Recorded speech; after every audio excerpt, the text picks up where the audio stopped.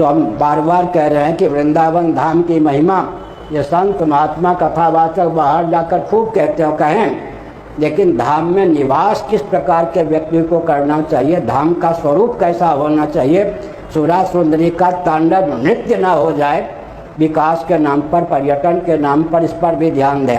यह बात मैं क्यों कह रहा हूँ, लगभग यही समय रहा होगा काशी में श्री गंगा जी के तट पर केदार घाट में कुछ गुरुदेव के सानिध्य में, कुछ गुरुदेव इस प्रकार बैठे थे, मैं नीचे बैठा था जैसे ये धर्म सम्राट स्वामी श्री करपात्री जी महाभाव। उन्होंने मुझसे विचित्र प्रश्न कर दिया, क्या नरक का दर्शन करोगे? मैं चौंक गया।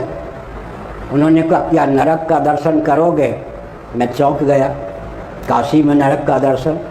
उस गुरुदेव ने कहा सूर्यास्त के बाद गंगा के तट पर घूम लो, नरक का दर्शन हो जाएगा।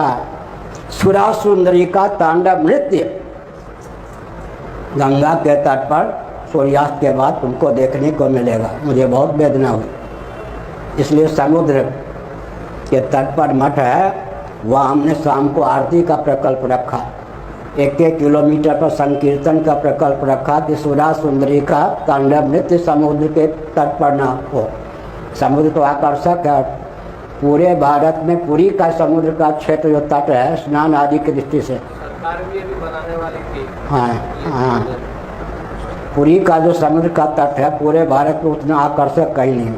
शासन तंत्र की योजना थी सुरा सुंदरी का केंद्र बना दो, हमने एक वाक्य बोला, शासन तंत्र डर गया। अब हमारे पास सूचना आई है हम पुरी आएंगे, तब जो हम कहेंगे उसी के अनुसार पुरी का सौंदर्यीकरण होगा।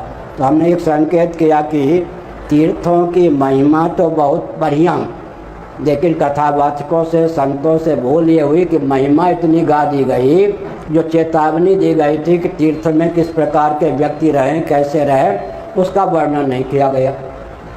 गंगा जी की महिमा, यमुना जी की महिमा खूब गाई गई, लेकिन गंगा में स्नान करें तो कैसे। एक बार मानसी गंगा है ना इधर, तो लोगों ने बहुत महिमा बताई। मैं नया पुरी में आया, जगन्नाथपुरी, अभी कहाँ वृंदावन हूँ, जगन्नाथपुरी में आया था। हाँ, मानसी गंगा इधर ब्रज की परिक्रमा कर रहा था, 84 कोस की पैदल। महिमा खूब लोगों ने सुनाई, हमने सचल स्नान किया। उसके बाद क्या हुआ, जुएं जो होते हैं ना, कम से कम 1000 जुएं कपड़े में लगे।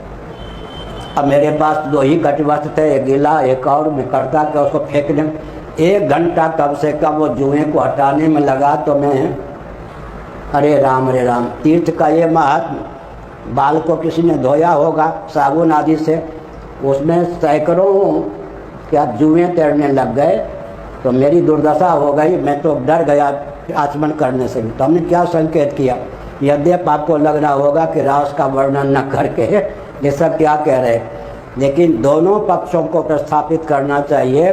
जहाँ पर रास लीला का वर्णन होना चाहिए, वहाँ 5 भूले दे सुर, छठी भावना रास की, इस चेतावनी पर भी ध्यान देना चाहिए। नहीं तो रास के नाम पर भी व्यक्ति के जीवन में विकृति आ सकती है। श्री कृष्ण और राधा जी की बात नहीं, अनुकृति की दृष्टि से 5 भूले दे सुध, छठी भावना रास की। आपका मन अब रास लीला देखने के लिए उत्सुक होगा, मंडली आ भी गई होगी, शायद हर साल होता है, कल हो गई, आज है, आ गई है।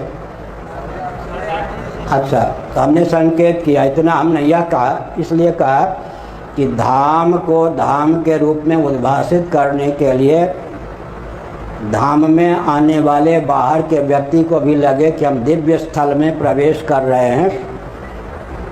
जो शासन तंत्र का दायित्व है उसका निर्वाह करें। उड़ीसा के शासन तंत्र ने सुरा सुंदरी का केंद्र पुरी को बनाने का प्रयास किया, कोणार्क से लेकर इधर साक्षी गोपाल से लेकर। हमको मुँह खोलना पड़ा, अब सरकार डर गई। सुरा सुंदरी की योजना तो उसकी हट गई, अब सौंदर्यकरण के नाम पे सरकार अड़ी हुई है, लेकिन डर के मारे अभी रोक दिया योजना। जब मैं जाऊंगा, मैं जो कहूँगा वो करना होगा। यहाँ ऐसे भी संत होना चाहिए कि शासन तंत्र विकास के नाम पर कोई विनाश का तांडव नृत्य प्रस्तुत करे। वो संत मानवोचित शील की सीमा में भाव व्यक्त करें कि शासन तंत्र कहीं धाम को विलुप्त न कर दे। प्राकृतिक धरातल पर भी धाम में दिव्यता का तांडव नृत्य होना चाहिए। एक पार्क भी तो नहीं वृंदावन है क्या? छोटे छोटे कदम्ब के वृक्ष, कदम्ब के वृक्ष। आज तो हरिण का दर्शन भी करना कठिन है, मोर का दर्शन भी करना कठिन है, कोकिला पूजन ये सब भी कठिन है। एक एक तीर्थ को विकास के नाम पर पर्यटन का केंद्र जो बना दिया गया उचित नहीं। एक और बीमारी चली है शासन तंत्र की ओर से, तो बहुत ही घातक है। जैसे वृंदावन में वो है या नहीं मुझे नहीं पता, काशी को ले लीजिए, एक संत वेश में मुख्यमंत्री हैं उत्तर प्रदेश, यह भी उत्तर प्रदेश है।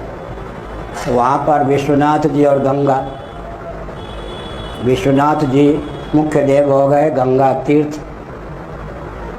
मार्ग को इतना प्रशस्त किया गया कि पौराणिक जितने मंदिर थे सबको हटाकर पौराणिक देवी देवताओं को कहाँ खिसका दिया पता नहीं। समुद्र में श्री, वहाँ पुरी में श्री जगन्नाथ जी हैं, उधर समुद्र। मार्ग को प्रशस्त करने के नाम पर वहाँ भी यही तांडव। तो शासन तंत्र के द्वारा विवेक विहीनता के कारण जो मुख्य देवस्थान और तीर्थ दो को मिलाकर संत तीन का नाम हुआ ना। तीर्थ का अर्थ क्या होता है? तारने वाली सामग्री। एक देवस्थान, एक तीर्थ माने जलाशय, और एक संत, तीनों को मिलकर तीर्थ होता है। अब यहाँ काशी में भी पुरी में भी यही योजना है।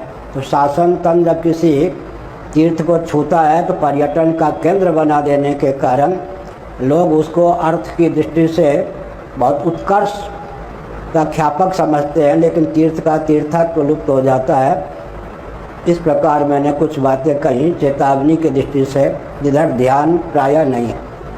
तो रसिक इत्यादि कथावाचक इत्यादि जो वृंदावन के बाहर जाते हैं खूब महिमा गाते हैं, लेकिन अंत में वृंदावन धाम धाम के रूप में उद्भासित रहे, किस प्रकार धाम में निवास करना चाहिए उसका वर्णन न करने के कारण प्राकृतिक धरातल पर वृंदावन का भी ह्रास हो रहा है।